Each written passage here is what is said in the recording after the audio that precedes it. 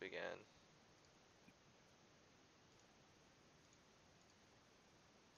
I'm in ranked, but all I've been doing is playing ranked besides like 3 normals.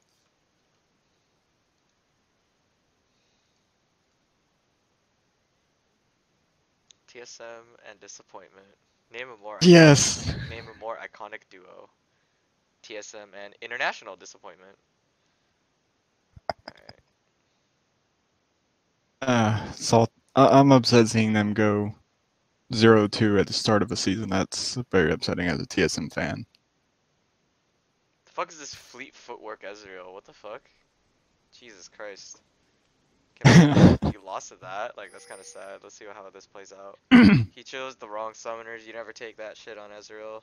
If you're going jungle, you take, Sudden Impact, Zombie Ward, or Eyeball Collection. You take... Probably the best option would be to get the Movement Hunter, and of course for the Keystone you take Electrocute for damage, because that's what he's most useful for. And if you don't like that, you go Kleptomancy jungle, but your clear is really slow. Let's go hide this. This lane is easy. You just Q instinctively, or you Q reactively based on Blitzcrank Q. It's not that difficult. Like you don't Q until he launches the hook. And if he's really close, condemn him away, and if he throws the hook after, you just Q down. If you have to flash, you flash. And if you need to dodge the Lucian Q, dodge the Lucian Q, like with the tumble. But no, you be patient on the spells. So that's straightforward. You win the lane. Just shove them to level 2 and you win. Hit him. Hit the crank. Or yeah, hit the crank when you're behind minions. Don't be afraid. Lucian already cast his Q. He can't hit you, and if he does try to hit you, he walks up. That's the most obvious thing. You should not have been afraid there. I would have hit the crank like twice, maybe 3 times. And that puts him back because he takes like, okay, each of your autos do 66 damage, assuming he has like, okay, 49 armor. That means like you do at like 40 damage, right? But 3 autos with the tumble auto in between would grant him about like 1 less bar of health. So he'd be sitting at like whatever this is, but he has 2 less bars, and he either forces to walk back into lane and hit more creeps in order to get his target stack off, or he gets another pot, so you burn 50 gold. All because right here, that was on you for being afraid, so you didn't take the free trade. Plus, there's no minions dying, so I'm gonna back it up and show you what I mean. The fuck? Okay, stick here. So you should have last hit that one. You get this one, right? So your tumble's on cooldown for 5 seconds. So now you can't last hit any of these minions, so you let it sit here. And you're not gonna hit level 2 first unless you already like you're constantly hitting these minions, or Bard is helping you, but he's not helping you, and he doesn't have ignite, so you don't have kill pressure level 2 unless you get some more poking on either of the players. So this minion's about to die, and then he's walking up. You can easily walk up, hit him, and then tumble forward into your minions, like right behind him, like right here, and then hit this creep. So you won't miss last hitting, and you get damage on him. Or you can hit him, then or you can tumble hit him and still hit this minion in time. Like no matter what, you still have to get it. You want to get as many creeps as you can because this lane isn't very easy to get farm off of if you fall behind. Because they'll just keep trying to kill you. Like I said, Lucian already used his Q, so you can take advantage of that. Know his cooldown, it's like 9 seconds. So he used it again, he's just pushing. So at this point, you should just hit this minion, and then back up, like back the fuck up, because they just need to get 2 hits here, and they're level 2. You need to kill all these right here if you want to hit level 2. There's no way, so. If he needs to kill 1 more and he's level 2, so just back up. Bard should have hit level 2 if he went collecting charms pre-laning phase, but that's not gonna happen. Just hit this creep, you fucking. Okay, so he just goes the hook and then you react based on it. Yeah, simple, good. That's all you have to do, every time.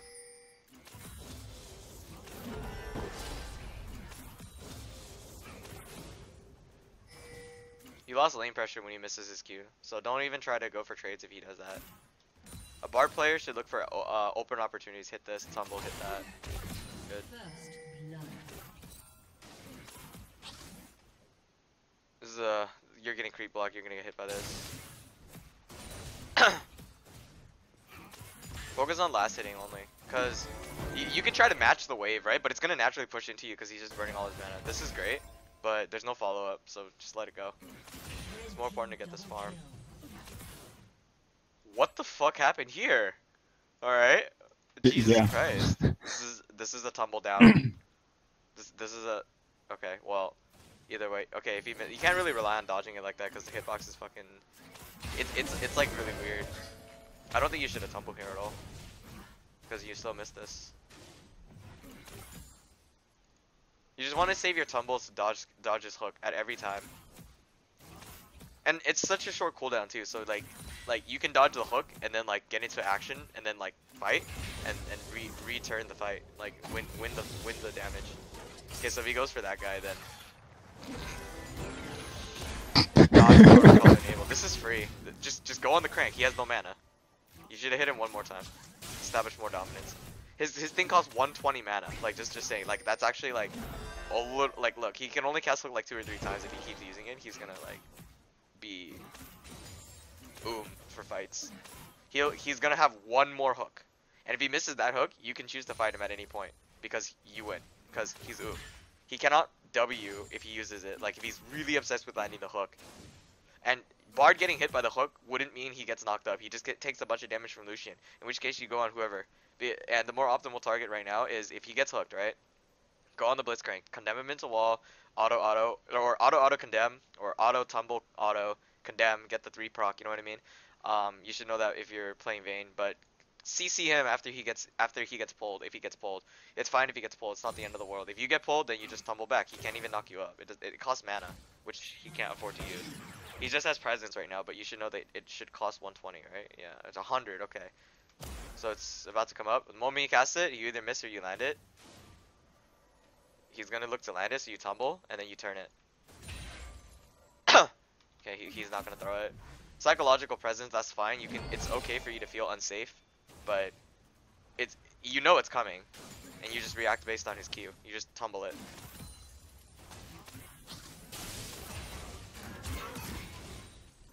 Okay, the jungler showed bottom, and you're shoved into your tower. This is fine. And just leave it, just like play it safe under your tower. Don't push it back, because if you push it back, that all he has to do is he doesn't even have to pull you, just W's up, spend about a bit of his mana Wing up and then knocking you up. And then if he has 200 mana, he just pulls you.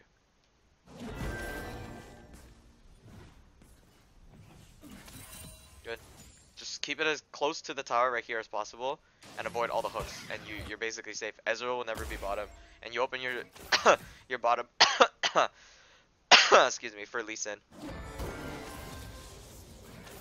You're in this thing called scavenger mode. You need to last hit more accurately. Whereas because I mean last hitting always matters, but like in this case like you're getting pressured in lane because your Bard isn't CCing the opponents at the right time. He's not looking for opportunities where they're overstepping and you can chain CC them. Nothing is happening. So what do? You just have to take every single farm as if like it's your last. Hence what we call it the vulture, but it's like that's vulture scavenge. So I call it scavenging for farm. Like you're just so desperate for fucking farm. And I tell this to every single player that like can't last hit when you need to be critical about your last hits. Okay, so he misses this, right? Look at his mana. Like it was like half, right? Now it's like what, less than half. So he can't pull for a while, and you know like it's easy for you to take advantage of this.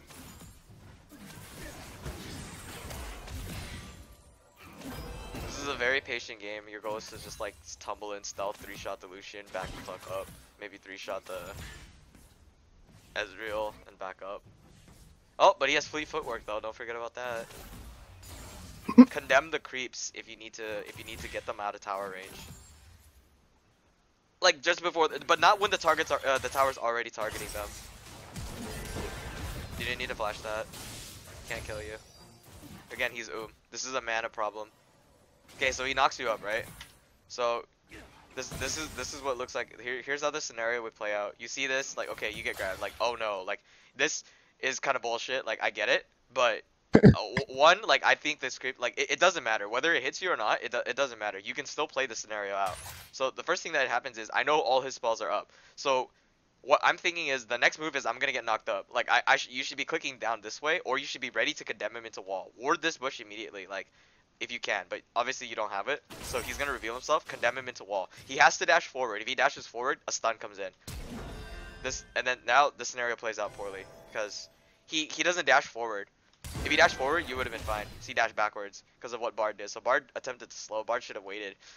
You condemn him into wall. He stuns into wall. You kill the crank. If you don't kill the crank, you burn their subs.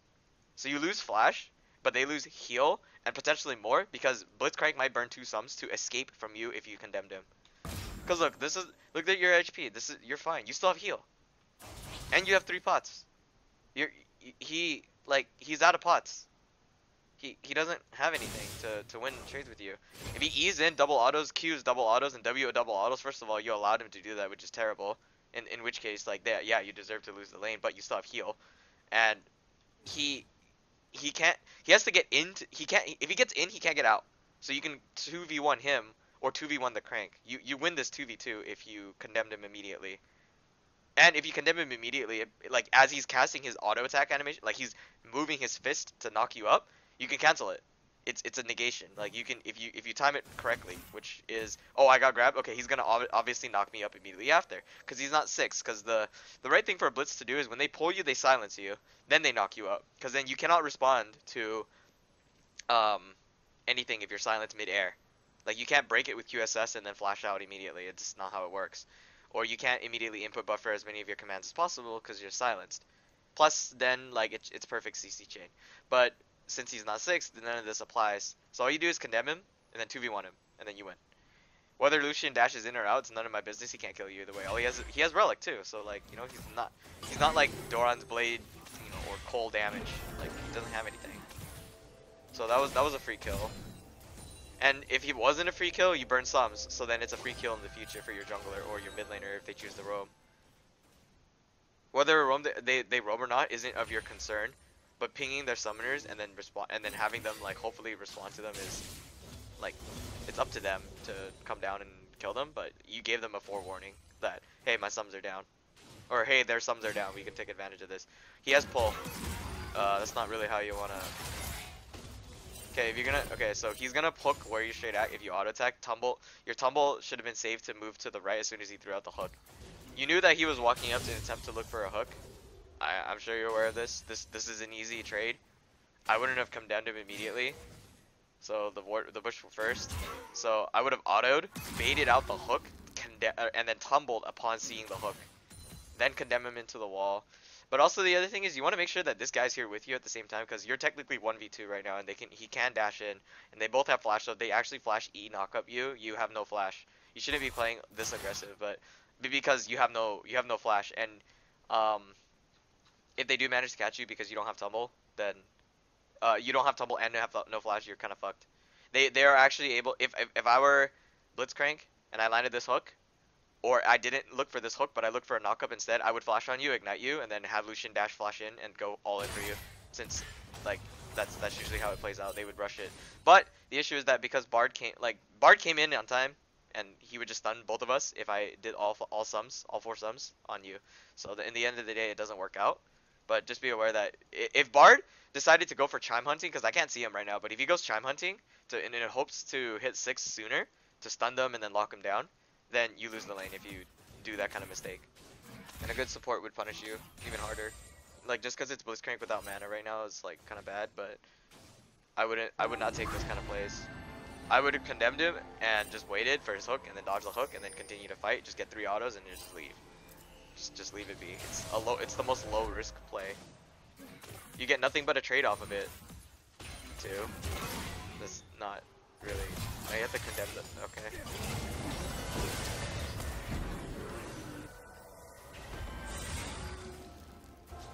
Are you not tumbling to dodge hooks or something? Cause this is like the 3rd time that it's done this. This is really bad. You can tumble up, because then Lucian, he won't be in range for anything, and nobody dies like at all. Flash Blitzcrank. And just because that worked out the way it did doesn't mean it's the most optimal play. Oh god. You have to use heal, and he used both sums. But he has Hex Flash, so if he Hex Flash grab cheese, it might work.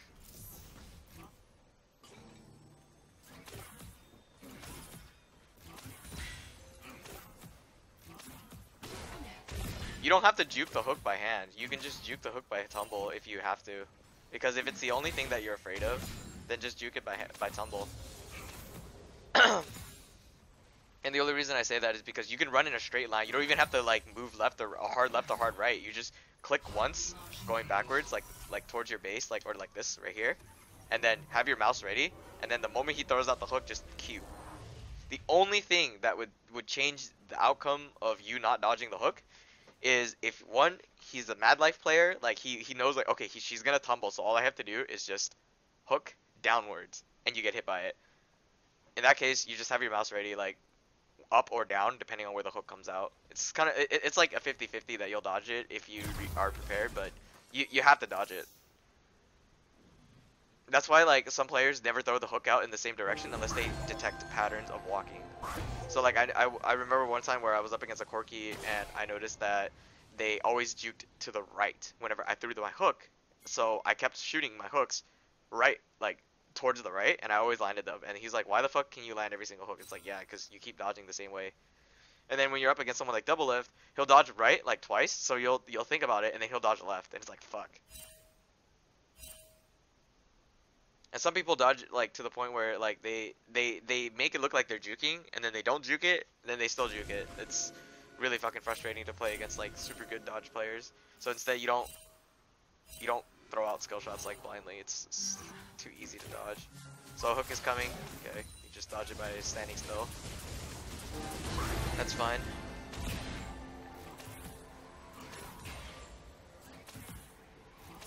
If Blitzcrank left, okay. If Blitzcrank left, then you could attempt to attack the Lucian, because all they can do is either fight back or burn ulti to clear the wave or something. Okay, get ready. Okay. He has no flash. You're silenced. Why didn't he just pull you? This is so bad. Condemn him into wall if you have condemn.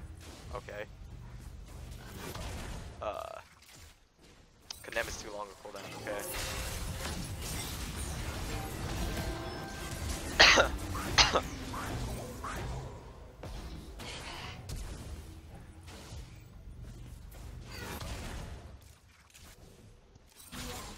Do you not have mana for pull? Oh, he doesn't have mana for pull. Wow. He pulled once. Okay, let me see how. I'm trying to think like how you could do this better. Not chase to kill.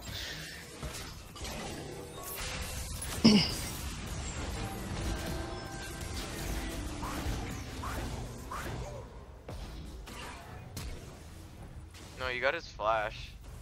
But earlier, like again, you don't have to. If you had your flash up from the beginning of the game, where you flashed the Blitzcrank for no reason, then you would have been able to escape him. If you, but the thing is, you have to hold it all the way though. Like you would have had to hold the flash. Like you would have tumbled and then waited, and then he flashes right towards you, and then you flash after, and then he just takes tower aggro. And the only way you would outplay him is if you condemn him back into tower, or somehow get a condemn flash into your tower, and then keep him stuck there, and then tumble backwards out of there, and then hopefully he dies because he flashed in. But he might have dash by that time, and he could escape. So it's kind of hard to make a prediction because I don't know exactly how much damage he would be taking from tower since he's full HP and he has refillable. Your flash comes up first, so if they make a mistake and you manage to pin the Blitzcrank down, take the Blitzcrank out.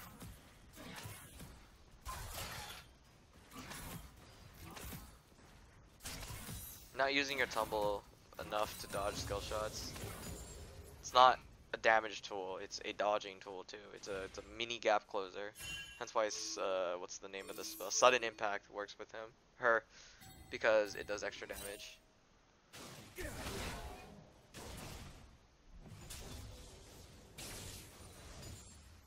Your tumble is up.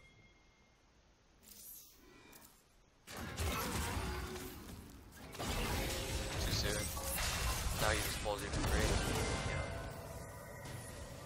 He played that fine, to be honest. He played that fine. The moment he knows your tumble is down, he knows that you cannot escape his range. Because the first thing he does is, watch how he plays it. So you condemn him, and then you prefer DPS over dodging the capability. I would have gone this way, or I would have just kept walking backwards once again. It says you need to escape his range, because if he gets close to you, he already ulted. So like right here, and then you can no longer cast any spells, whether it be tumble, condemn, flash, heal. You can't cast any of that for that brief second. So then he knocks you up, and then he pulls you. That's the correct combo. If he ults first, you can't cast any spells to dodge it, whether it be flash or tumble, so you lose. He played that fine, like Blitzcrank on his end. I respect that. That's the correct play. The other correct play is knocking you up first, then pulling you, then silencing you. Heal. Kill the Blitzcrank, or get an auto on him or something.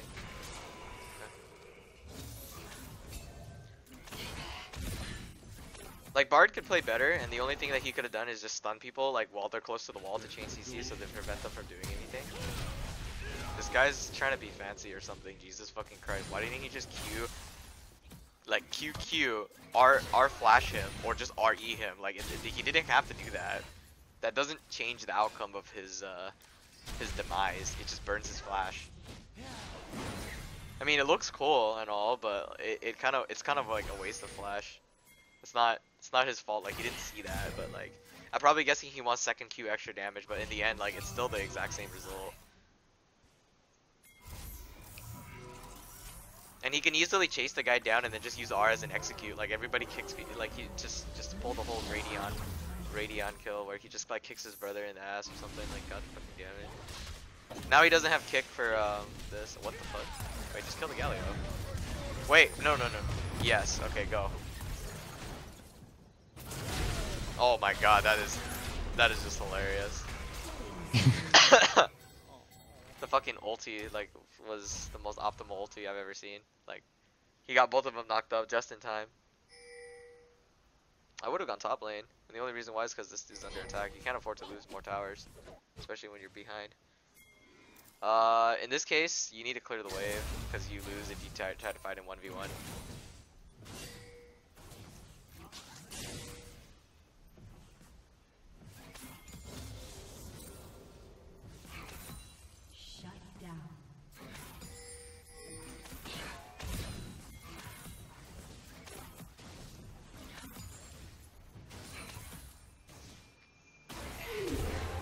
That's really good. Go for it.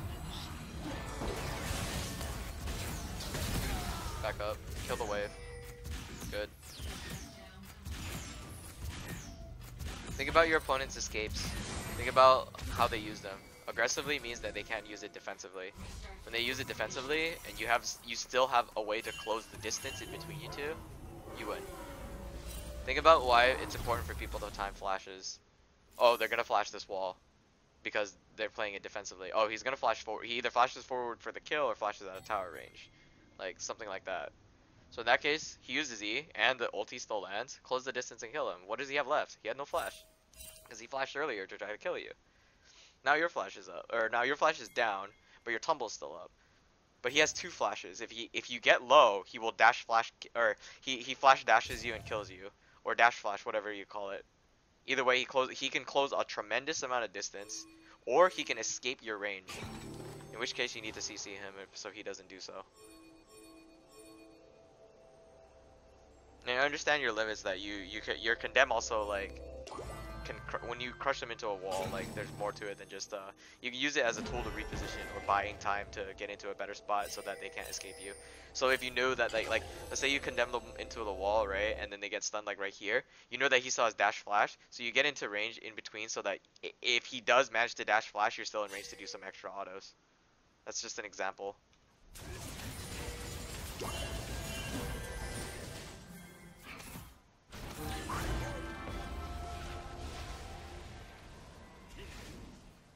Why? Not even why, how? He's... What? Lee Sin's retarded. He's looking for fucking montage clips. Like, yeah, that's a fucking montage right there for you, man. Sure, clearly shows the skill level that you're fucking at. Where's your fucking flash? Oh, yeah, he don't have it, because for some reason, this guy literally walks straight. You know, the only place that he can go is right here towards his tower. I don't think he's just gonna run wildly into the fucking... the mountains down here. I mean, he's trying to jump off this cliff or something. No, the fuck is this Q? Like, what the fuck is that Q? Or he could just wait even longer, wait for Bard to get a fucking Q off of him, get him into the wall, pin him, then never miss his Q. And Bard can't do that because Bard's not in range to Q both of them at the same time, because that's Bard's Q range. That's not Bard's fault. Until he gets closer, he can't cast it. God damn, so bad, so bad. Don't let those minions crash if you can, because it'll put more pressure for you. What the fuck? Okay, that's worthwhile. So now you know he has no flash, he used it for an escape instead of fucking using his dash, because that's like interesting. But he actually didn't have his dash. It doesn't matter though. No flash, take it. Next time you try to all in him, if he dashes and he messes up a combo or something, and he doesn't have ulti, go all in. You should be able to kill him even if once you have an item. He can easily perform a kick here if he's good. I would. That is a terrible ulti. Like that was one of the most awful ultis I've ever seen. Like what? Wow. Wait. Yeah, this is fine. Hit the blitz. Tumble for the blitz. Okay.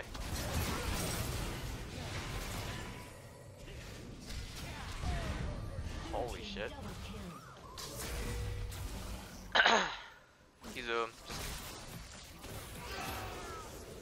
just tumble, just get out of his range. Let the rest of the team take it. You're greeting too much. So what I would have done here is, if you knew Blitzcrank was low, take the kill on Blitzcrank and cut off their exit. Because then they have to traverse through your jungle to escape. You got it. Like they have to go this way. Because if they go this way, they walk into what the fuck do they still go through your jungle no matter what. You have to cut them off. Plus, this is a free kill for you. Don't give it to Lee Sin. Like what the fuck is Lee Sin gonna do with kills? Wow, I'm tank. Like he look at this. You want to give this guy kills? Like he missed 2 Qs. Like what the fuck? He's fucking useless. And he does nothing. He provides nothing all game except for late game. He's mini Ardent. He's a mini shield. He's a mini Braum. Like he kicks people away for you. Like what the fuck is that? So you should have just here's what I would have flashed, and like as much as I hate flashing for kills, I would have flashed tumble auto, kill this guy, then make my next move and cut them off. Kill Lucian next. Also knowing that Galio has ulti because he never used it in the first place, or respecting that the fact that he could have ulti is also a thing that you should worry about, because it negates all damage that you would deal to him in the future. Like right here. If you even think about auto attacking him, you lose the damage. Plus, if you don't get this kill, just hit him once, and just stop. You still have tumble, just get out of the range. There's no point in greeting, like, at all. He can get an auto off of you. You need to take low risk, low reward plays. And despite the flash tumble being like, it's a low risk, low reward play, because then the next thing that your opponents will do is attempt to escape, because they're at a numbers disadvantage. You're also next to Lee Sin, so Lee Sin can easily just W to you and protect you at the same time. In this case, let me back up. When Lee Sin ward hops in, his ward is on, or his hop is on cooldown, but then he will be in position to stand next to you and defend you, because the next thing he can do is he can cast Q or W on you again.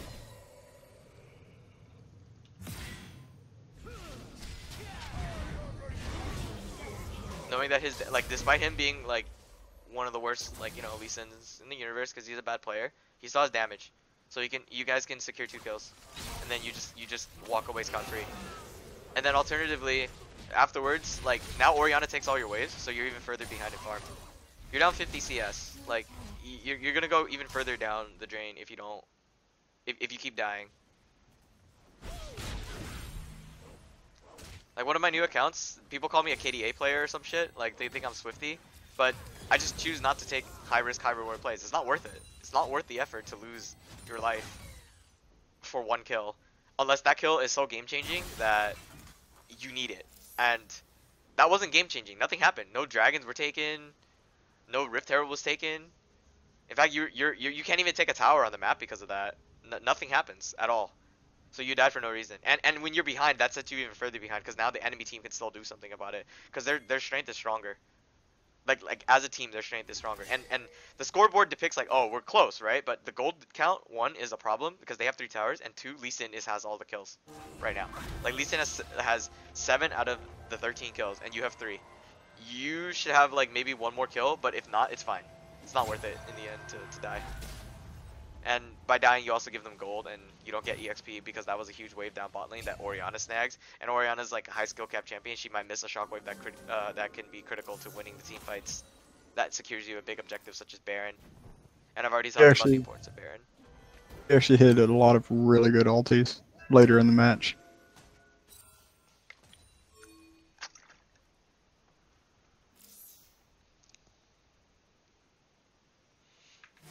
Just group with your for a little bit. If not, just take out vision. It's not like it's the end of the world. Like I said. Oh. Yep.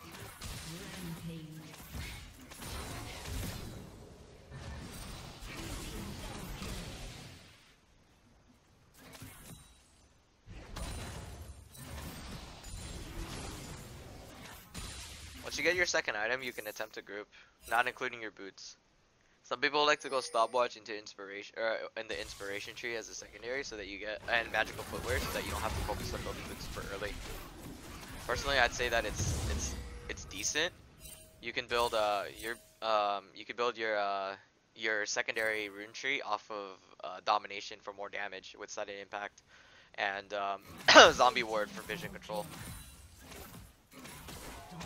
for extended ward duration, so that you have defensive. So let's say you took red buff, right? You I mean, yeah, he gave it to them, right? But then all you're doing is just pushing waves. That doesn't really help. Even if he gave it to them or he played it defensive, he still has a better chance of utilizing it because he's fighting more. And you missed a lot of those creeps down in bot lane, even when you're behind this.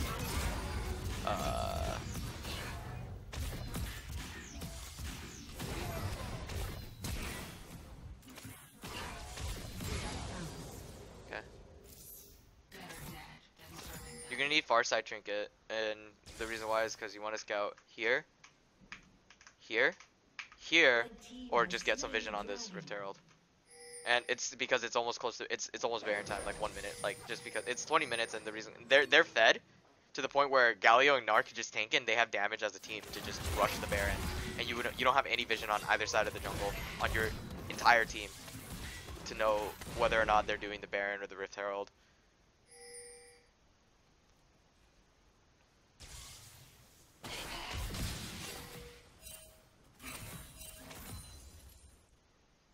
You're missing too many creeps. Like this is like terrible. Oh god. Okay. There shouldn't be any like nerves in this game either. It's like I wasn't even like it's like nobody's watching you this game or anything. That's just on you. Like I'm maining support more this season rather than playing solo lanes or anything like that, so that I don't have to CS, but I should be watching the map more. I'm constantly tracking. I'm learning to think where exactly is the jungler at all times. I study like different players and stuff like that, so that's my job. Okay, our splash is down. Just let it go. Lee Sin, if he kills himself, it's on him. So this is the part where like the ward on Baron would be very important. Like yeah, they clear it, but still like you know that like they're prepping for it, like they want to do something. The way you turn this around is Ori gets a combo with Wukong. There's no other option other than hard scavenging. This is fine, by the way. Remember that Lee Sin, like you should have taken the entire jungle. It's hard though because like you're kind of slow, but take the entire jungle. Like the fuck is the fuck is Lee Sin gonna do with anything? Like aside from red buff, like Lee Sin can't do anything. Useless champion. Terrible. Terrible, Oriana. Blitzcrank.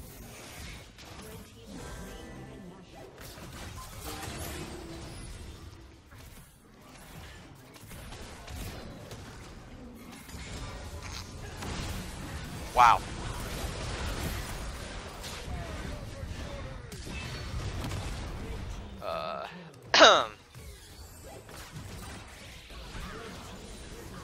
You can surrender the blue buff. It's not like it's the end of the world when you lose it. I would have been better off telling you to push mid, because you're okay. So when they take Baron, they try to take a wave right after, right? Because they need a wave in order to siege with Baron, and their team comp has wave clear. This champion has wave clear. Galio, if you don't know who I'm pointing to, and then they have two champions that have like skill shot poke. Did he go ice? Somebody went iceborne? Oh, it's Blitzcrank who went iceborne. Okay, so I mean, okay, that's fine. That's also fine. I don't want this. Just ignore this. It's a tank. Just leave him be and go on Ezreal. Anyway, your team has like decent wave clear, but you have static shift, so that's really helpful. He doesn't have static shift. He has fire canning, so there's sieges. So if you want to prevent sieges after they took Baron, you should have just taken so that they don't push immediately after sieging. And it's always been like that. Remember that time I told you like Tristana, like they could have ended the game as long as you just ult them back to the tower, then jump back towards the left side, kill the creeps, and then leave it be. That's pretty much the same thing. In this case, they're gonna secure Baron and there's no way we can stop it. What's the point of dancing around Baron and waiting for them to take it, then just backing the fuck up anyway? That literally means that you're like spectate him. Are they doing Baron? Yeah. Can we just watch them do Baron? Sure. No, instead do something about it. Prevent them from doing the next thing that... There's two things they could have done after they took Baron. They can push a wave that's already ramping, or they can just recall and take their lead, buy things, and go. They chose not to do that, so instead they chose to push. Why? Because there was a wave top. Let's go back. Show you what I mean. Let's, is this the Baron kill? This is the Dragon kill. Where's the fucking Baron kill? It's like, say here, maybe? No? Is that not it? Oh, this was like around red buff. Okay, so that's around 19 minutes is right here. Okay, let's go here. Oh, Baron dies here. No, that's a later Baron. That's like 7 minutes later. Okay, okay. So you did this, right? So what this forces someone to do is there will be an enemy player that will answer this. You know this because that's kind of obvious. So you don't just let this wave crash. And as we saw, Gnar comes. That's normal. So you kind of avoid him. Just, you know, hit him if you want. Give him 1-2 damage hits. But he answers this wave. That's great. But because he answered the wave, now he has these creeps that are alive. These creeps aren't dead. So now this wave will ramp. You'll see in a bit. I think these creeps don't die. I'm not sure. You might hit them with static shiv and get lucky. No static shiv. Shit. Okay, so then everyone bails in this one. Oh my god, this is where the ramp starts. Okay, you killed it. Never mind. You're fine. Okay. So, I'm gonna fast forward it. And then this. Look, they began this push. Like, even though it was a really quick thing, they began that push, right? Then they're like, oh, do Baron. The only reason they say do Baron is because Lee Sin inted. So when their jungler is dead, like I said, like before, if their jungler is dead, you can make a Baron call. Like, it's a very aggressive Baron call, but you guys have nothing to stop it unless you guys get 2 chain ultis. But that's not gonna happen because Blitzcrank is there to zone you guys out. and he's doing his job. This Blitzcrank is actually pretty good, except for the fact that he has his item build is terrible. So what you could have done is instead of doing here and just sitting and like taking blue for some odd reason, because blue isn't relevant because you already have a blue of your own, take this wave out so that they don't push. Because this is a this is a cannon wave that should have just come here, right? Is this cannon? Yeah. So this cannon minion wave just came here, which means that they will have a cannon minion wave, and then that's gonna increase their siege potential. So you lose that tower. And this is like decent. So it's like 50-50. Sometimes these minions will go AWOL and stuff like that, but like it's also good to clear this one too. So like 1, 2, 3, 4, 5, 6, 7, 8, 9, 10, 11, 12, 13, 14. 14 autos could have been used to push this wave back. It's more than enough. Stood there for 14 auto attack. Just died, and then they take a tower off of your decision to blue buff. It's not a priority. Again, what is blue buff gonna do for you? Give it to them. Like just give it to them. Like it's fine to concede objective. You gave them Baron. What harm is a blue buff gonna do? And now they take tower, and then this person, Lucian, decides to answer this wave because again, every time there's a massive wave, you cannot let that go. You cannot let that go unanswered, or else it becomes a snowball, and they lose all that EXP and gold. So now Lucian gets even farther ahead of you. You guys might be the same levels, but mathematically, like income-wise, he's huge. But these guys overstayed, right? They could have easily just backed off after they took that tower, recall, buy items, and then go mid or go bottom because they have ramping waves and just snowball their lead. They don't see that, but that's not your call. You kind of just clean up like based on what you see. Like they're not doing the best thing either, but like you can't really criticize them. I'm just saying like this is what I would have done if I were in their shoes. Oh, that tower's free because this wave is ramping. Okay, we're done here. We need to back buy because they all backed and buy. See, like he bought an item. He bought a pickaxe. That's huge. He could have bought a pickaxe like without even having to get a single kill. Like it's on him. But we're not worried about him. Like they as a team could have just backed after you surrendered the tower up top or lost the tower up top. You didn't surrender it. Back, bot lane, just constantly answer sideways. The only way you come back is if you just prevent waves from pushing and then win team fights by like playing it slow. They have wave clear champions, but they have to send somebody to wave clear them. This will ramp into tower and then potentially threaten, but not do too much. You need a blue site trinket in order to prevent flanks. One here would be ideal. Galio coming in with a flank, or Gnar coming in with a flank in his mini form, but he has large rage form, and then he gets Galio ulted. You gotta prevent that from happening. simply by having deeper blue wards inside your own jungle, because when you're losing, you need wards in your jungle so you don't get picked off. See, I said this is ramping because you pushed it. Keep that up. Huge.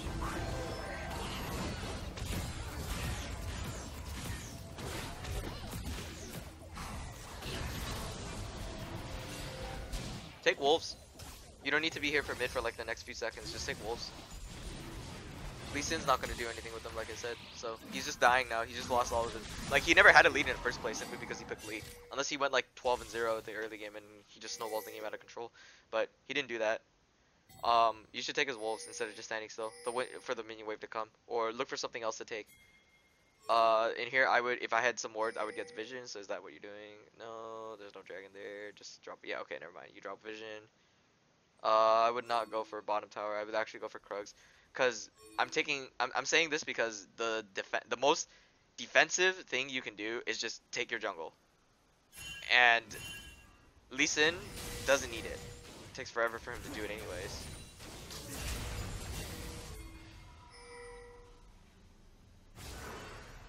Why? She just gave it away. Nice wasted ghost. This is like the worst call. Like, you just take Krugs, then take the wave, and then just back up and just play it slow. Like, yeah, you can get them, but this is not the. At least it dies again, so you give him the gold. You guys don't have Baron, so that's another thing. You can also wait out their Baron. I think it's out. It's actually out right about now. Okay.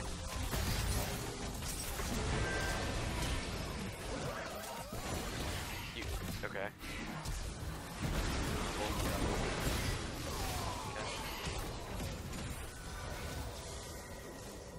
Okay. Take tower, take wave. Recall, bye. Don't overextend your lead. After you take the wave though, you have to take the wave too. Okay, if you're gonna take tower as fast as possible, I don't know if you know this, but just sit next to the wall. You cancel your tumble animation. You need it for DPS. You do it at Baron, you do it at when you're sieging a tower, and the more attack speed you have, the more important it is to be able to cancel it at wall. Because this entire roll watch is very, like, just walk this way when you're doing it next time. And you need to tumble in between your, like, you gotta sit here and just get that. If you're gonna siege the tower as fast as possible, since you're behind, every second matters. So you just sit there and just auto attack. Like, there's so many problems here with just attack moving. You're standing still and autoing. You're not Tristana, you're Vayne. There's a reason why that when you ask me like which of the many AD carries are the most mechanically challenging, like I haven't seen a single thing like attack move related. A lot of the times you actually just stand still and auto, like there down there that previous fight here, or here. It's mostly just stand still autos.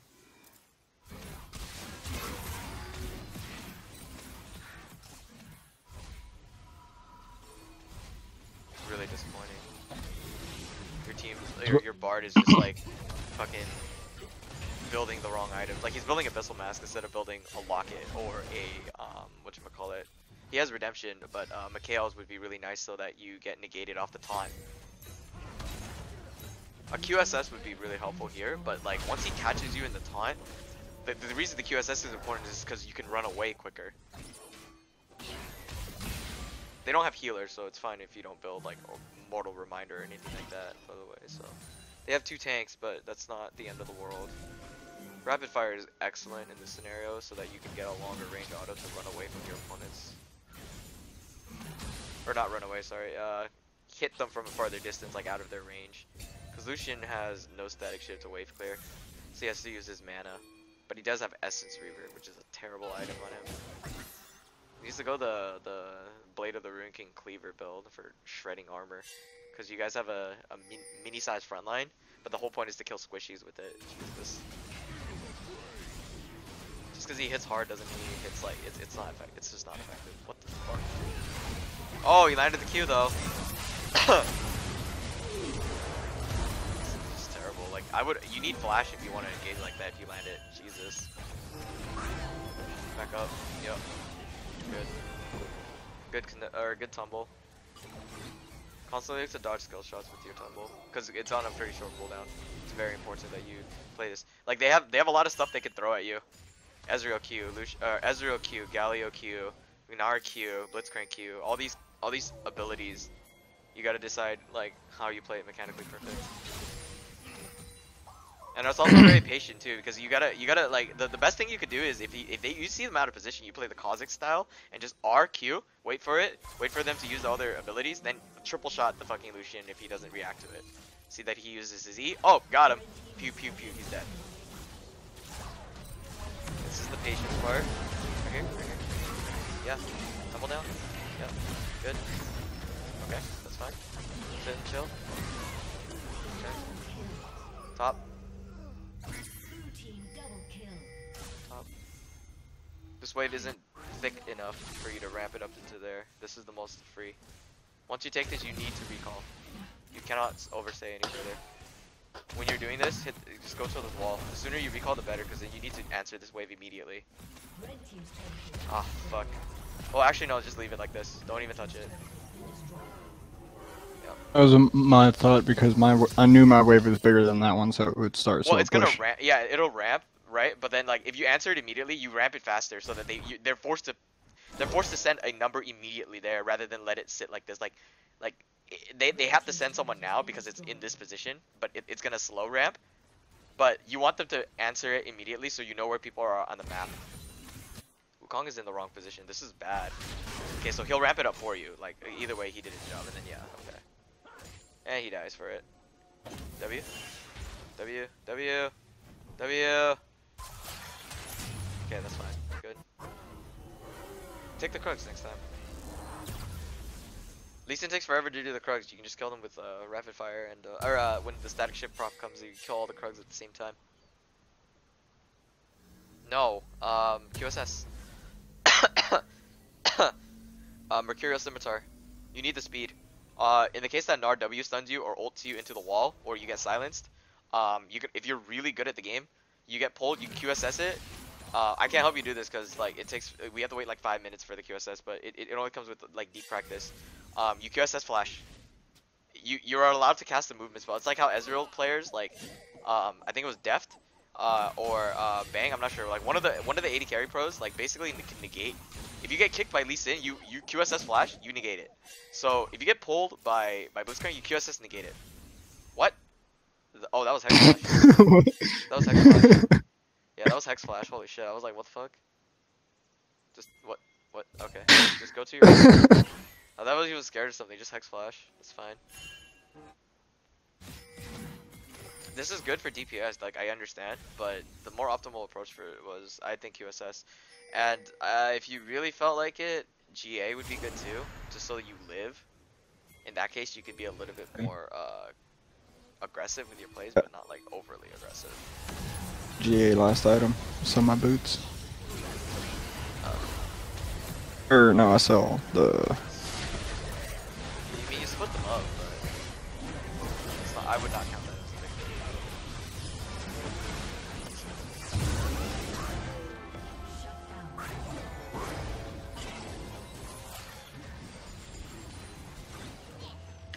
Gonna back that up real quick. So when you came here, this was already an issue in itself. You're not waiting enough for anything to happen. So you already you just lost a man. So you can't take this fight no matter what happens. There is no reason to take this fight. One of your biggest game changers, your players, is down. Your biggest tool for shockwaving them all, etc., stalling time, clearing waves, is down. There is no need to continue fighting. There is no reason to continue fighting also because like they are 5 and they're not in position. They're already running. Their faces indicate that they are not in, like both of them are clicking this way. I can tell because this guy's looking this way, so he's clicking this like, okay, I should bail, and I should also bail. This right here, they should not even consider turning. He still has his sums, and then he could flash on you. If I were Galio, I would flash on you. Battle Bartle, but that doesn't matter. Like there was no reason to do this. Like that was just a terrible decision to choose lose a 4v5. And you don't win the 4v5 because you're behind. Like your team overall as a 5-man unit is behind, unless the shockwave comes in. But even then, it's still kind of rough because once one person builds locket, they'll just defend themselves post locket or post shockwave. So because 5v5s are kind of bad, unless something good, like something initiates a team 5v5 in the correct manner, you cannot take any fight without, like waiting for something to happen. So that's like a 3-4 man shockwave lands, you can't take any fights, and then you took that fight anyway. The Orianna is not building Zhonya's, so it's another indicator of a fight you can't take. Because she has no way of defending herself once she gets caught. So if she gets caught, just leave everything. Just drop. Because of your death, you lose a big objective. And kills don't matter in this thing. Like the whole 17. Like I was like, oh, maybe you got kills in lane or something. Nothing happened. Okay, I see the difference. This was a more patient. This is a game where you have to be extremely patient on, and recognizing what kind of threats do your opponents, or can your opponents bring to you, and when should I go in? Get out of there. Oh, yeah, that was one positioning I told you about. You stood still again. It's just like I understand your target choice though. It's the closest target. I would have stood here. I would not keep walking forward in between autos. And then because you don't have flash, you can't afford this. And even if you kill him, like, oh, it's great, but what do they, like, killing Blitzcrank accomplishes nothing. Like, now they don't have a person that can drop wards. Great. Are their DPS champions still there? Yes. Are their shielder or their tanks still there? Yes. Is their jungler still there? Can they steal Baron? Yeah. If the Baron was up, that was another Baron that could be taken away from their opposing team members, which is dangerous because you don't want to ever give away more Barons than you can already drop. I'd say, yeah, GA is fine, but I would get another, I would get a lifesteal item right there. Like, it would have to be, again, Mercurial. That would be my only choice in the matter. Mercurial is just way too optimal of an item. It's just way too good. Against that much CC? It's mainly because, like, if you get stunned by the Gnar, who is gonna be in the front line, you're done. Because the next thing he does is fling you into the wall if he stuns you. But if you're not worried about if you're not worried about the stuns, because like he shouldn't be getting that close to you anyway if you position right, then the next thing you have to worry about is the flying slows or the taunt. The taunt is a huge range, so if you're still in range just by the edge of it, you get hit by it, you press QSS or Mercurial, and you gain a mass amount of move speed to like walk the fuck away. So walking away is huge too. Like, it also gives you chase and kite ability, but like that you can kind of ignore that because like you should not be using the most defensive item in the game, like to protect you, to break CC and whatnot, as an aggressive like tool. It's a waste of its cooldown. Down. Yeah, that's fine. Good. Endeavor, yes. Closest target, good. Next, nope, right there, Blitz. Yep, Galio. Bard is MVP. Bard, Wukong, and Orianna like did their job. You kind of just have to wait right there. They're also in a choke. What the fuck is the point of like standing in the choke right there? Like, use this fucking crap. Okay. So this is the dilemma where if you were on the other side, you can take this team fight and lose it. It's fine. And I'll explain to you why. Look at your waves. No wave is in a position. You still gotta send someone top. This guy is doing his job, answering. There was a wave bottom here. He's answering it. You shouldn't fault him for that. That's not his fault. I would have also sent someone top. Right here, this is a little aggressive. You cannot take the inhibitor. You have to take this and leave. No, stop. Just go for this. This is more important. Yeah, I got greedy. You can't. If you guys die here, they can just. They have one teleport. Okay, they have one teleport. They all group as 5 and go top. This is fine. I guess it worked out, but like that's not the correct play just because it worked out the way it did. It's never correct. It's never the case where just because it worked out, like it's the correct play.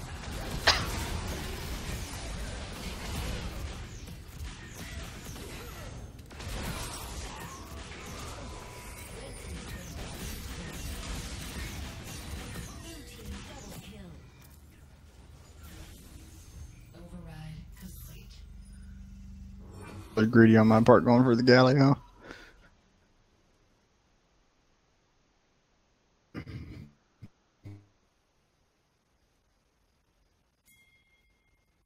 There's no reason to. It's like what he can't do anything to you guys anyway. All he can do is attempt to clear the waves, but that doesn't really change the outcome of the like. You have two champions that can shield and defend, so you still get the tower and then just leave. You need to set your priorities straight. Kills don't win you the game, and it never has been like that. Like it wins you the game because the objective that you take after wins you the game. Couple up. Oh, that was dumb. Right here, you had two wards. You just drop it here. You lost vision of him, so you canceled an auto. I know what you were trying to do. Like I can see like exactly what you're trying to do. So right here, like I'm 90% sure because you lost vision. You got like it wasn't. There was no reason for you to not kill them both, and live, but you lost vision. So that's where you misplayed mechanically. So if you had blue or blue trinket is like more instant. Warding trinket, like you actually have to like stand still for a quarter of a second and drop it. I don't know what this flash was for. Yeah, they're at the So flash condemn him. it's E flash. Like you E them and then flash to reposition where the E flings them. This is more of a delayed one. I would drop a vision ward here because now you lose vision of Gnar. So you lose vision of Gnar again. So because of that, you can't see what he's casting. So then he's just able to throw his third Q and get killed by it. If you're gonna do it, you have to E flash them because then it flings a condemn to push them away, but then because you reposition it pushes them into the wall. And if it was here, you get into the bush and then you fight them because then you don't know if they have vision in here, but if they don't have even just one, if they don't have one ward in there, you win because then you just kite in and out of the bush and you win. And I would have still kited in and out of the bush no matter what would have happened because then it's just the most optimal thing to do. It like fucks with them. Ooh.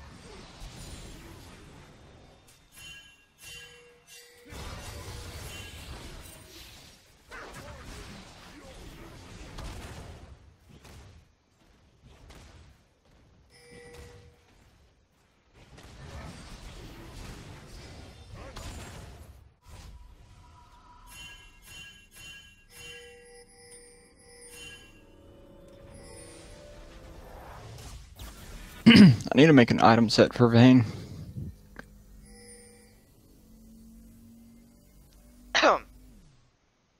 Yeah.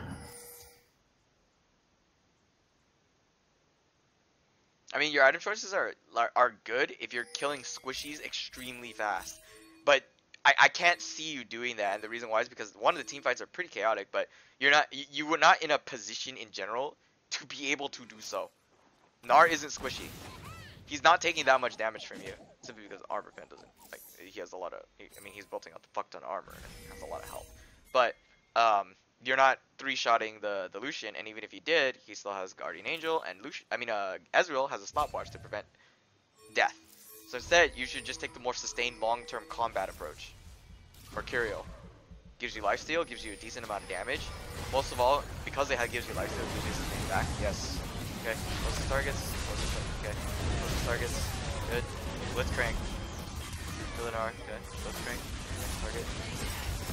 The reason I said Blitzcrank was because I was believed you would have shot him. Oh god. Could have warded that bush. He kites in and out of the bush. Just let it go. Let it go. Good.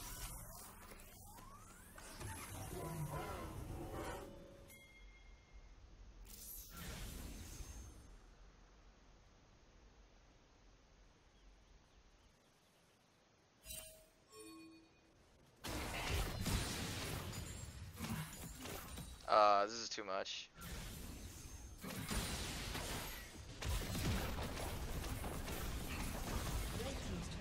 Okay, take your lead and just back. I would have backed a long time ago. I would have taken the safer approach. Get some red, or well, this is the only thing you can get. Oh Jesus. This gives you more DPS towards the max attack speed, but you don't have GA, so you should be really careful. I don't know the GA cooldown because it's bugged. Like it looks like it says it's about to be up in like 5 seconds. Yeah, it's like you can see it too, right? Like it looks like Redemption is down. It's gonna be up any second now. It doesn't actually tell me the cooldown of it, but it does tell me the cooldown of Zanya's. apparently. Their Ezreal is really bad because he hasn't used stopwatch like once. That's an item, by the way. Bad.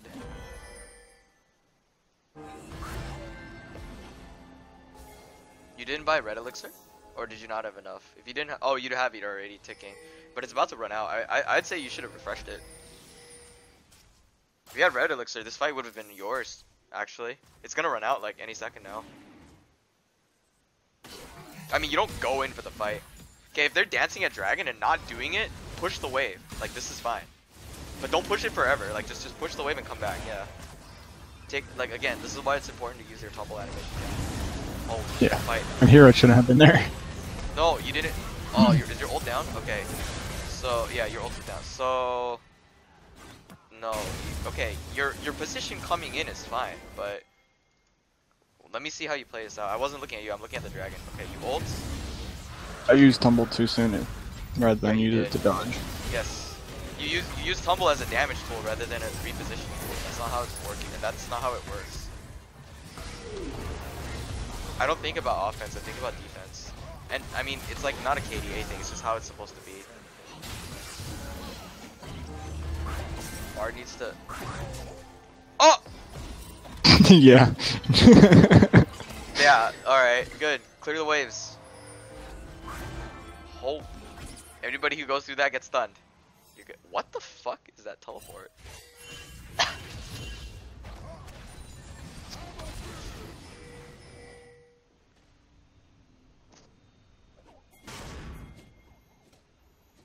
I've just been spamming a lot of freaking ranked and I've lost a lot because of it. Ulted, I'm still playing ranked. It's better to play ranked than normals. Just play normals if you want to chill with friends or some shit. Or any rams or something like that. It's better to just jump into ranked because it's like the only place where you can test your skill. Yeah. It's just a different practice environment. If you're gonna play normals, play different champions or roles or something. But I wouldn't recommend that. I would rather learn those in rank too. Wow. It's just kind of rough because then it's like, oh, it's my first time juggling or something. It's pretty bad.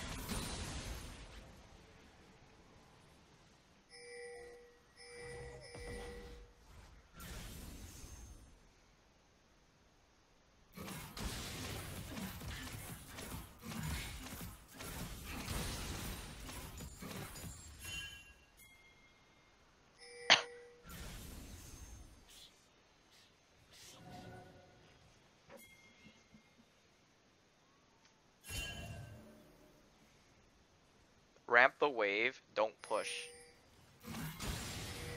Watch your bottom, watch your mid. They're open inhibitors. If you do this, this is the most obvious move. Fine, run. No, don't fight it. Run. Okay, now you can fight too close. Back up, don't get hit. Don't get CC'd. If they were smart, they would have gone all on you. He still kind of goes on you. Nice GA. Back out. Fine, nice combo.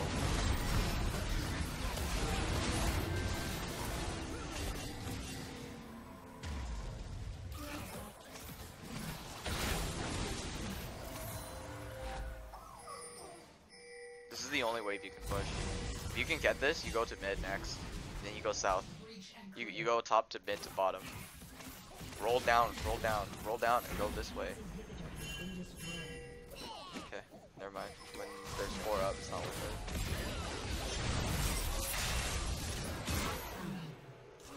Ah, you could use this as an exit.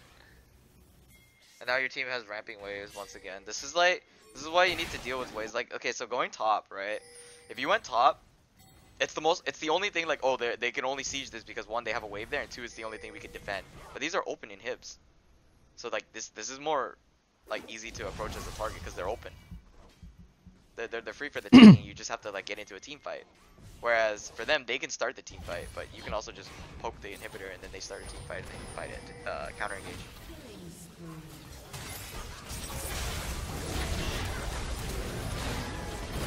This is why I wanted coaching on Vayne specifically, to see what I could improve on her. One is that the tumbling needs to like it needs to be used defensively more than offensively. You're using it too much as a source of damage, or sometimes it's last hitting. But I mean, last hitting is fine, but you're using it too much as a You're using it too much as a Damage tool. Yes. You're not using it. It's like you're not abusing the fact that your champion can stealth while tumbling. Um, so that means that you have no knowledge on like how the stealth mechanic of the champion. It's amazing as a repositioning tool because it can cancel auto attacks if you do it right. Because you negate their auto attack simply by getting invisible, and they're like, shit, I don't have a target, and then they can, if they click as fast as I do, and that says something because clicking a lot is important. If they click as fast as you do, then that means that they'll accidentally move like forward, and then you just punish them for that because they're moving, they're not like looking for you to attack. So attack move click is also really important.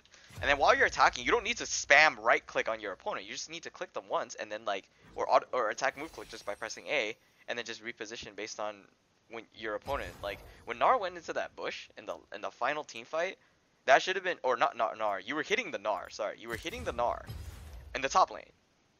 And I was looking at how you would respond to Galio, and all I saw was you attack standing still, but then you backed up, and I'm like, I see it. So the reason why that was important was because if you just stood there and then like didn't tumble, like if you tumbled differently, that would just mean, it just shows that like you're kind of paying attention but you're not. You don't need to spam right click on that one target. You just need to hit, you just need to, like, you right click him and then you're like, okay, I'm ready for anything that Galio can throw at me. If he punches me, I will tumble away from it and I can dodge it. It's not like the game won't, like, it's not like the game says like, oh, once you're stuck on this target, you need to reissue movement commands towards it to continue the attack. No, like, you can just continue it somewhere else. Let me try something as an example. Yes, save again. Okay, I have Vayne on this account. I don't have skins though. I like the project skin, by the way. It's fucking lit. It's like the best skin. That little targeting receptacle when you turn on your ulti. Fuck yeah. Shit's so cool. Yeah, it was amazing. I want the Soul Sealer one too, but Oh, it's that like shit's hard. $300 to get it. Fucking farming dumb. Then you get the 1920 by 1080 version of this, so I can upload it on YouTube. I was watching some of the like Vayne guides on YouTube, and they talked about going into practice tool and practicing the E flash combo. Yeah, you only want to use that if you really want to. Well, one, look fancy, and two, really reposition the target. It's not. You have to shoot your E and then flash immediately. It's kind of obvious as indicated by the name of the combo. So the typical build would be this, my personal build, this during that game, and of course, because they had, I think you needed to build not blade, or you had this, you had one more item. It was like Phantom. I had a Bloodthirster. Yeah, Bloodthirster. Okay. Where is it? Fuck. 30 seconds until minions spawn. Recommend. In the dark, all is laid bare. But I didn't have So boots. the E flash is. Can you turn off the fucking tower shots? Thanks. It goes that way. Like for example, if you shot him, and it pretty much goes instantly. Like if you have to, like okay, can I push this thing or just get stuck there? Okay, well how do I erase this? There, shift M. So in short, it was like there was 3 people here earlier, and there was Galio in that bush. So all you have to do is just click him, like just your mouse, like you see where my mouse is, like I'm ready for anything that he can throw at me, right? And then if he goes, I just tumble this way. If he casts like a skill shot this way, which is his punch into his taunt. And if he has to do it, I have a trigger finger ready for flash. Like if he has to. Like you're ready for basically anything that they can throw at you. Just click them once and then just, like, I'm attacking the ground. I'm just hitting the closest. See? Like I'm not focused. Like my eyes aren't on the target, because the target I'm on shouldn't matter too much unless it's like I'm I'm trying to 1, 2, 3 shot the squishy, right? And it should be like 1, and then if they live, then you push them away. And then earlier you went flash E, and you see how slow that is, rather than just like it's a lot quicker, but you have to be sure that you land it. Because if he hopped, you can negate the hop, obviously. But if you flash over the wall, you can't really. You have to cast the E on them initially in order to get it off. You can even do this really dumb one, but it's what we call input buffering. If you want to secure the landing and like they're towards this wall. So I'm gonna run from here. I'm gonna press E, then. Oh wait, yeah, okay, it works. It works the same way. I had my mouse in the wrong position, but you press E from a far away distance. Get over here. And let's put them all here. So I press E and then I get close, and it'll automatically, by the time I get in range, cast a spell for me. Usually that's used for different champions.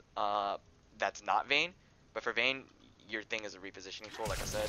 So it's how it works, and it comes out a lot quicker. It's like a little quick animation cancel that you can master. And the tumble thing I was telling you about. So let's do. I guess it kind of depends on RNG, but so you see how I lose like a bunch of DPS every time I tumble. So you can negate that. Yeah. Just a little bit. So, it's 1339, but that's because it factors crits in. Attack.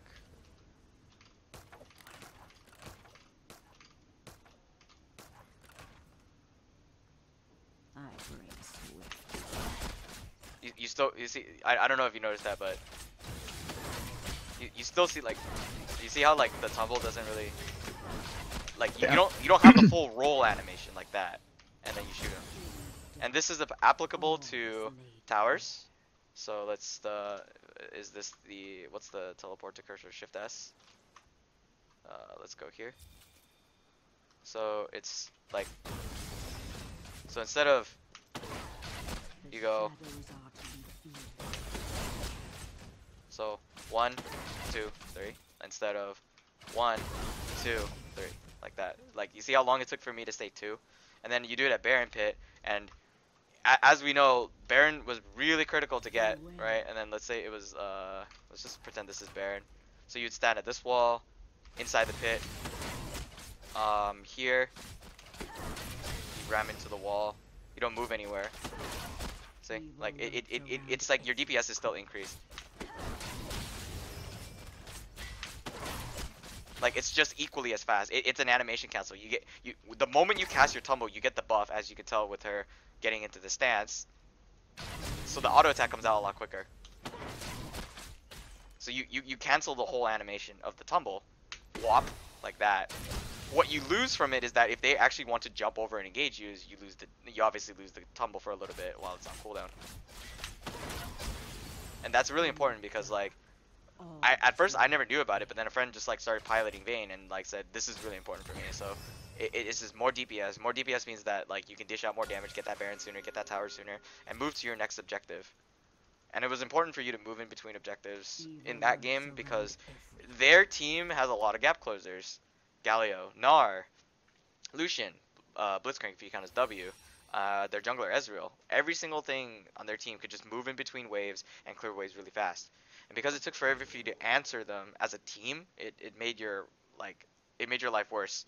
And when you were pushing tower, it took forever for you to take the tower down bot lane when you needed to get to that bot lane tower, and then immediately recall, and then like move to the next objective, which is to defend mid. It took forever because like you weren't canceling or you weren't even like casting tumble in between into the wall to get that tower sooner.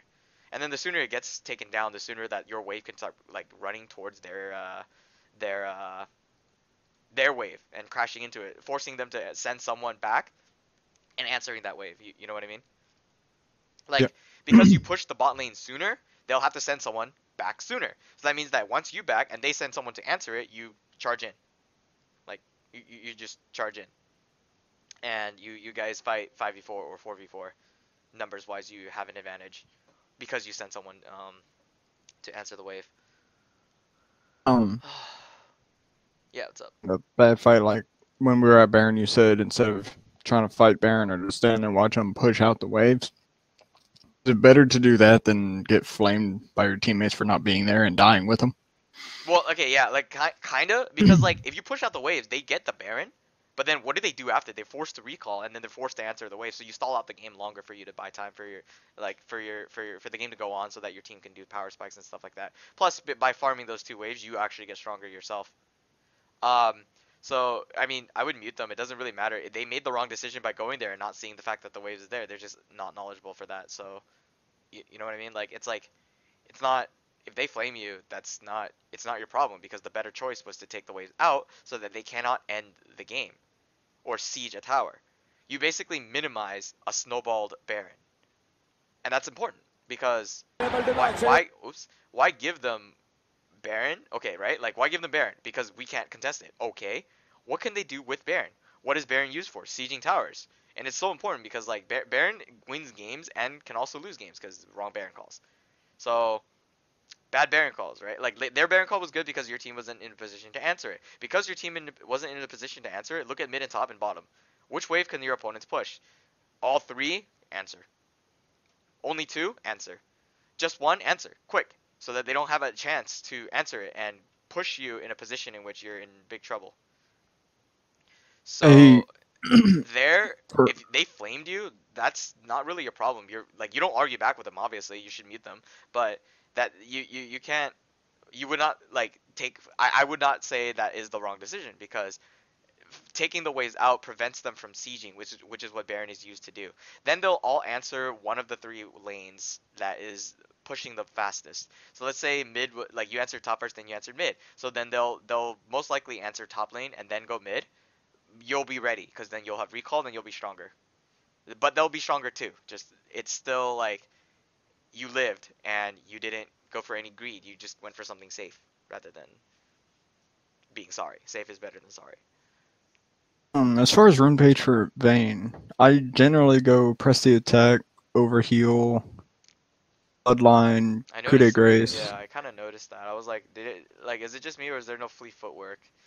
No, there's no fleet footwork. I like to lane pressure. Like if I'm with an aggressive laner like Leona or Blitzcrank or something like that, I'll go press the attack. But if it's someone passive like Soraka, then I'll go fleet footwork. You don't constantly do the fleet footwork because there's no reason to build relic shield if you don't go fleet footwork. That's how it works. It's because when you have relic shield, your extra healing at full HP grants you a tiny shield, allowing you to trade.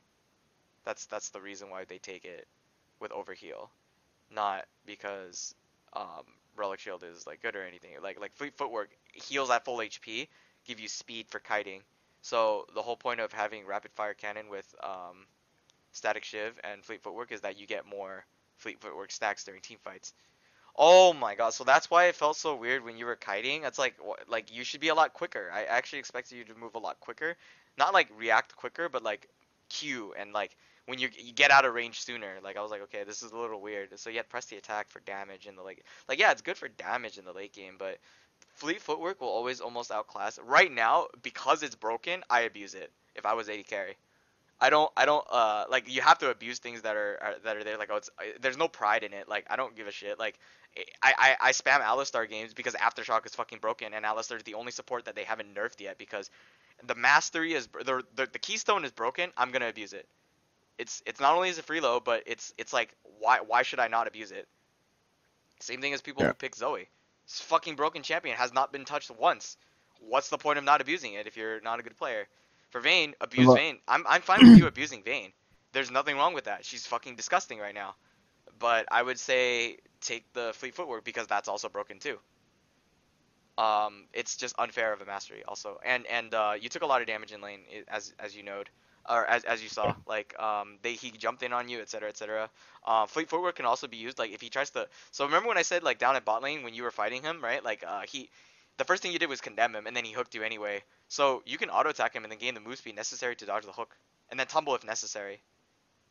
That's another thing. You can use it defensively and offensively. Not only would you have won the trade there by tumbling and dodging his hook, but you would have also escaped, and like that grants you pressure in lane because you're like, haha, I dodged your hook, and I have a lot of HP. And then of course um, static shiv and rapid fire cannon stack with it, so it's like you'll get massive kiting capabilities in team fights. That's why I took it in the demonstration. Like I had a lot of move speed in between. Press the attack is great and all, but then you're never gonna get so many autos off on the same target because you have to switch targets. And even if you do get the autos off on the same targets, hence the whole deletion thing, it's kind of difficult to delete their team comp because they have such a major frontline threat. You'd have to flank really well in order to maximize its efficiency. Damage is great, but survivability is equally as important. a fleet footwork like in Korea, Hmm. they go resolve tree and they'll do iron skin Oh and yeah, revitalize. yep. They go for hard sustain. Disgusting. I've seen And it and it's if you nasty. if you feel like oh my god it's so boring, then don't play ranked because it doesn't matter. You're not supposed to like, you're not supposed to enjoy like the champion, like it just because like, oh, I enjoy Fleet Foot. Some guy argued that like I enjoy running Glacial Augment on whatchamacallit. Like I enjoy running Glacial Augment on Corki because I deal more. No. I everybody runs Glacial Augment on Corki. I think it was that, or Fleet Footwork or something like that, right? And he's like, I enjoy Kleptomancy on Corki. I was watching a huge coaching session on LS's stream. Remember when I told you I had to moderate it? Yeah. Some dude in DeFi was so adamant about running Kleptomancy on Corki, and he never used the rune at all. And everybody who ran Fleet Footwork, like he's like, I don't like Fleet Footwork. I lost more games running Fleet Footwork than I lost more games running Fleet Footwork than I did running Kleptomancy. And he's like, it's not about what you like. It's like it's just so bad. I'll find the clip and show you. It's hilarious. Because the argument is Actually, that it's just it just because you don't like it doesn't mean like you should change it up to your own. It works for a reason. All these for really Corki, funny Corky one. yeah, like Corki runs people can run Glacial Augment on Corki. Pro Bolter did it like once or twice, but that's because he was trolling in Diamond 3. Like that's because the game at that level was super easy and there was no reason that he had to run like Fleet Footwork because it's kind of disrespectful, but it works the way it worked because he's just so much better than his opponent. Plus, he's playing with 4 Team Liquid members on the same team, and it's kind of unfair. So it was just like it worked because he was just trying to have fun. But in reality, he would have gone Fleet Footwork. You take the correct masteries because they're the most optimal, and also that they're not nerfed until like the future patch. Once Fleet Footwork is nerfed, I don't know how they're gonna nerf it, or they nerf Overheal. I don't know what they're gonna do to these runes or masteries, whatever you want to call them. But because they're gonna change them up, it becomes like you have to like when Ardent Sensor was huge meta. Did anybody play non-Ardent Sensor champions? No. It's No, not. That's not everyone did. how. Huh? Everyone played Ardent Sensor because it was the right thing to do, and you got flamed for not building Ardent Sensor properly. I got flamed for rushing Sightstone when I should have rushed Ardent Sensor, so I started rushing Ardent Sensor. It's just the right thing to do because it was just so broken of an item at the time, and Riot was like, yeah, I'm not gonna nerf it, and they're still not gonna nerf it, and they're still not gonna nerf it. They made so many jokes out of it, and it was just fucking hilarious. So like abuse the meta right now, and like you might see like you're gonna see a drop in damage, but like it doesn't change the end result because you need to. Vayne's weakness is that her laney phase is dicked because she can't. She's short ranged. She needs time to ramp up, and she has to. She needs like 1-2 items and like level 6, and of course late game scaling with W max and Q max, right? But then get her to survive in lane, right? And you're done.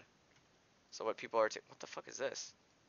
So you have people who run like this, right? Like I'm sure you're copying this part, like the whole gathering the storm because it's late game scaling. This one is my personal favorite because this adds on to overheal and this adds on to overheal. And someone told me that you can also use this to stack with Aren't the they rapid using fires. Bloodline? Huh? They be using Bloodline too, rather than Alacrity? Yeah, they Like, should, no. right? They should, right? Like this is the one I would choose right here. For some reason, I think that the only reason they don't choose this is because they buy a lifesteal item, aka Blade of the Ruin King, so that they don't have to buy the lifesteal item. Because like if you notice Tristana, they buy IE into BT or IE into Static Shiv into Rapid Fire Cannon, whereas Vayne sometimes either builds IE first sometimes, or she goes Blade of the Ruin King. Kind of depends on the player. Like if your team comp calls for a team, oh I need Blade of the Ruin King for this part, so you get that. For this situation, I think that Alacrity is fine, and the only reason why is because then you can build tank boots. So you sacrifice Berserker's Greaves, right? You can build tank boots, so survive longer. That's another option. Also, you can drop. You don't have to build the Phantom Dancer like the third time, because then you'll have 5 stacks of this, and you'll get like 10 stacks, so 15, 18% extra attack speed. So that basically makes up for your Berserker's Greaves. Those small, you survive longer, and survival is important. This also increases your heal. Like this is important, Taste the Blood, as I said, but this also stacks with Rapid Fire Static Shiv too, because the electric part of Static Shiv and Rapid Fire Cannon can be used to heal you. I don't know if that's true or not, and I kind of don't want to take the time to confirm it because it'll take forever. But Yeah, I'm right. gonna take whoever's word for that and say that that stacks with Overheal, and that's kind of broken. For coaching, before this coaching session, I played Yi Jungle, which we lost. It was terrible. But Yi jungle. there was Yi Yi. jungle Yeah, low. I'm just gonna say it yeah, it like this. This is was a funny champion, Yi. Jungle Just a champion. funny champion. It really is to kill. No, they had a quirky mid. Two. Anyways, I saw a Corky with lethal tempo. I I cannot like I just wow. No shit. Wow, that is something else. Okay, so it's this one right Go here. into it. Audio portions of this thing have been muted, but I'll link you the VOD and just skip to like you gotta skip to let's see where when he starts coaching like around the 5 hour mark and just watch the entire session. I was there for this live moderating the stream and stuff like that, like I said, and it was so fun to watch like how this guy like argued everything. It was so fun because like he's just like you can see where he go look look you can see it right here, right? Like look at this. Look, klepto. I have more success than shut up, No. like Jesus Christ, it was so stupid. Alright. Anyways, um, back on the topic. I'll be rewatching that for fun soon. Um, back onto the topic. Dodging skill shots. Use it. Yeah, use your tumble defensively. That's the whole point of like, because you know that you're gonna scale into the late game. You need to defend yourself in the early game. If you're allowed to survive in the early game, then you will scale safely into the late game. So by not dying in the early game and playing as safe as possible, making sure that you survive at all costs, then your late game is going to be better. Your mid game late game, because then you, like, let's say you die. So let's just consider all possibilities. You die. They push the wave. They push tower. They threaten they threaten dragons. They threaten towers. Your team is in a losing position. Simply because Vayne is always going to be a target. If you put the Vayne down, it takes forever. It just you dying just makes it so your power spike it's going to take a longer time for you to reach your power spike. You understand that part much, right?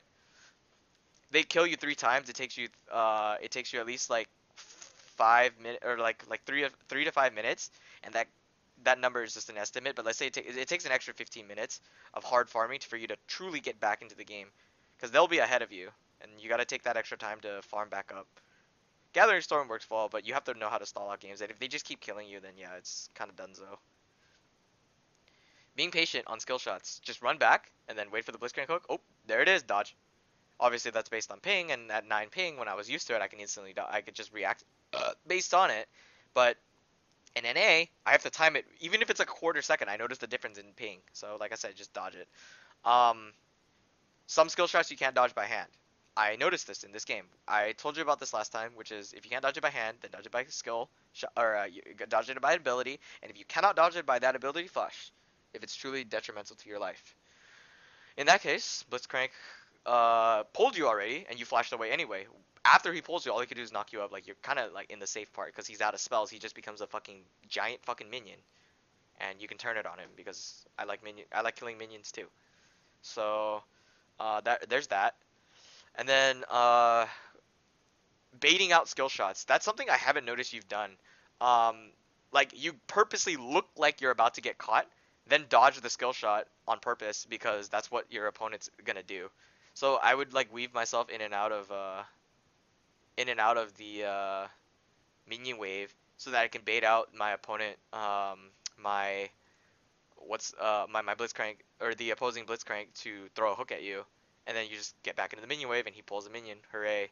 That's why it says, oh, you could fight. Like, remember at the beginning, you like, oh, you can just easily fight him at this minion wave, and you just chose not to fight him at the minion wave because you were backing up, but you were standing behind minions, so he cannot pull you unless he literally walked the fuck around, and you can't allow him to do that. So you keep hitting him until he gets around the minion wave, then he'll realize, fuck, I took too much damage, so he's just gonna back up. There's no reason for him to take that much damage at all.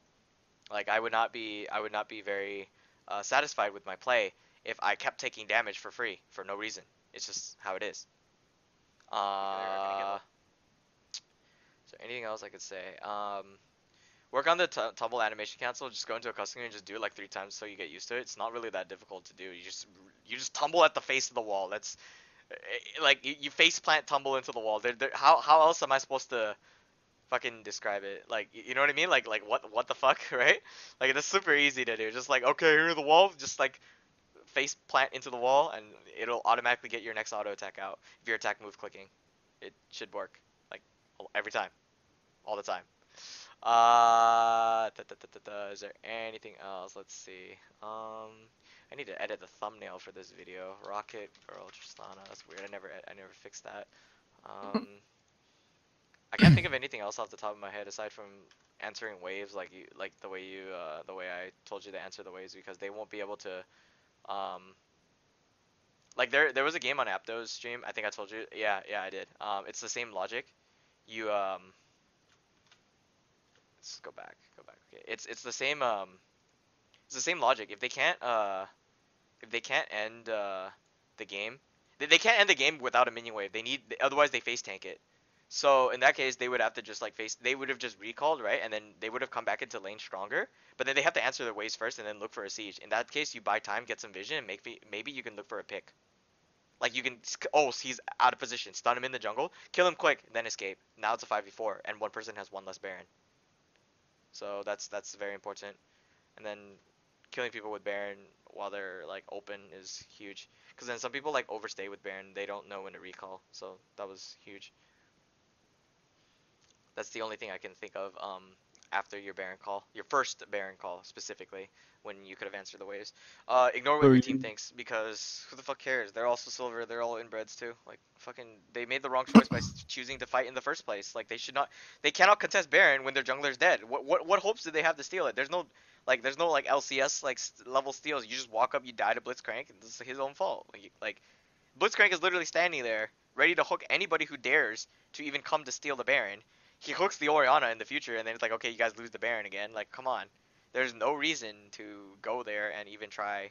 So, if you chose to take the safer play and live and just give them the objective, good. Like, I'd rather live than die, and it was better safe than sorry. But then you ended up dying anyway because you went for the blue. But that was because like I think you felt like there was nothing else you could do. But think about it like this: if you went to answer that top lane wave and they're all busy on Baron, why would they leave Baron to just deal with you, right? Because if they send one person, it takes them longer to do Baron because now they have one less person dealing damage to it. And if they send Blitzcrank because he doesn't deal damage, then you just kill the fucking Blitzcrank. Now they have one less person with Baron, so then they can't chance it. You go mid, they're not, the time it takes for them to get all of their units, like they send 3 people up to top or 2 people up or even 1 person up. By the time they get there, you're already done clearing the fucking wave. There's no reason for them to send a person up top for you. Just finish the Baron, and also at that level they're also going to be less tank. They're going to send 1 less person to tank the Baron too. So that's another thing that's important. There's no reason, like if you felt that it was unsafe for you to answer the top or mid wave, there was no reason for them to send it. And if they did send it, then like they're okay. First of all, that's the stupidest thing I've ever seen. And because of, because of the elo you're in, maybe they would send it, but you can still 1v1 the guy. Like you should be able to 1v1 the guy unless they send Lucian. But if they send Lucian, that means that now all they have is Gnar, Blitzcrank, and fucking their mid laner was the fuck was their mid laner? Whatever their mid laner was on the Baron. Like there's no reason to. They also had an Ezreal jungle. I mean, like, I guess, but Ezreal jungle doesn't. He's reliant on his Q, so he's burning a fuck ton of mana, etc., etc. And then if they send that one person to deal with you, and they get low off of you, like let's say they 1v1 you or something, and this is all hypothetical, but then they get low, they're forced to back, so they can't abuse Baron, like nothing at all. So either way, they're in a bad position if they send one person, because if it takes them 1 less person and they send that 1 person to deal with you, you either kill that person or they get very low, then that person's forced to recall.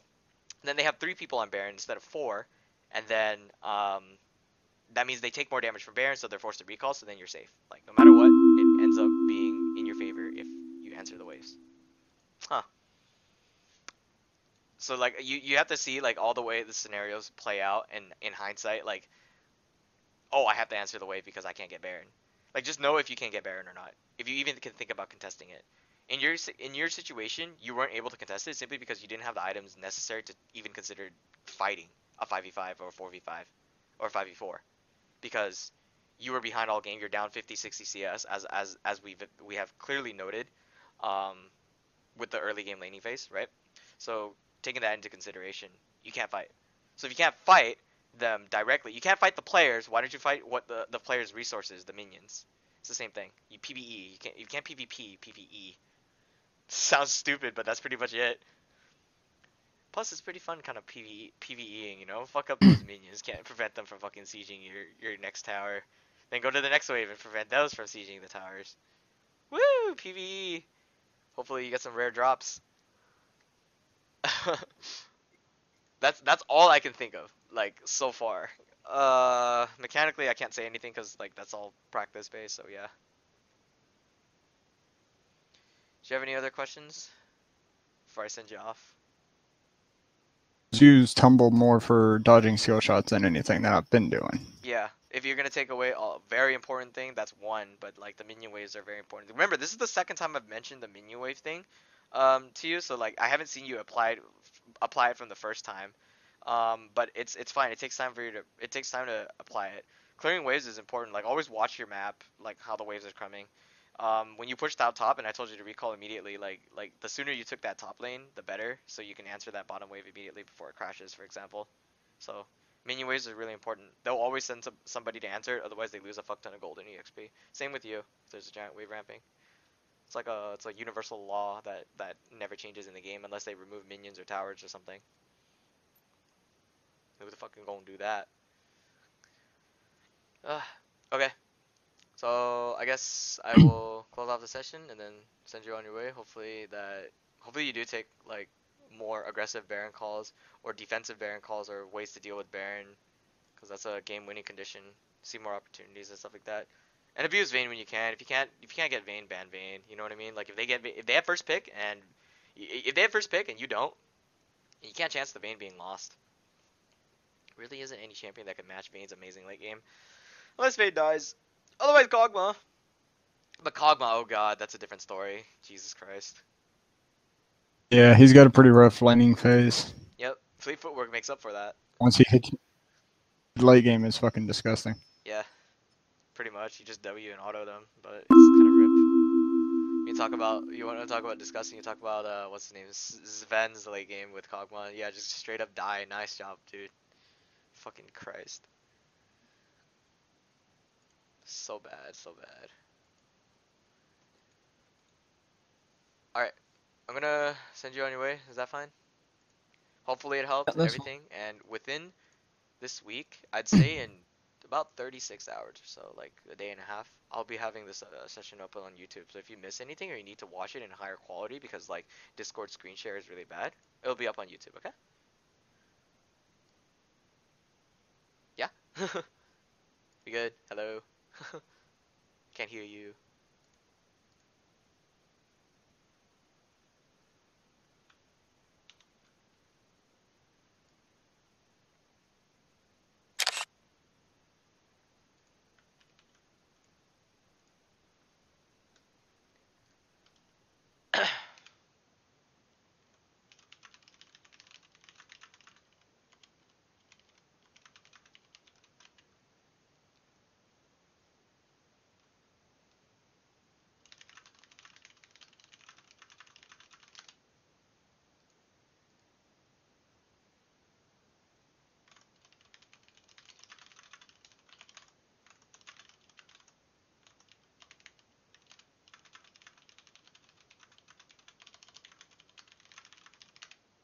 Alright, well, I guess I'll end the call since I can't hear you. So, see you later. That was weird. Okay, anyway, thanks for watching. This has been LOL Veggie. You can follow me on Twitter at LOL Veggie and add my Skype if you want further coaching details. I will see you guys next time. Thank you for watching. Please subscribe if you like my content.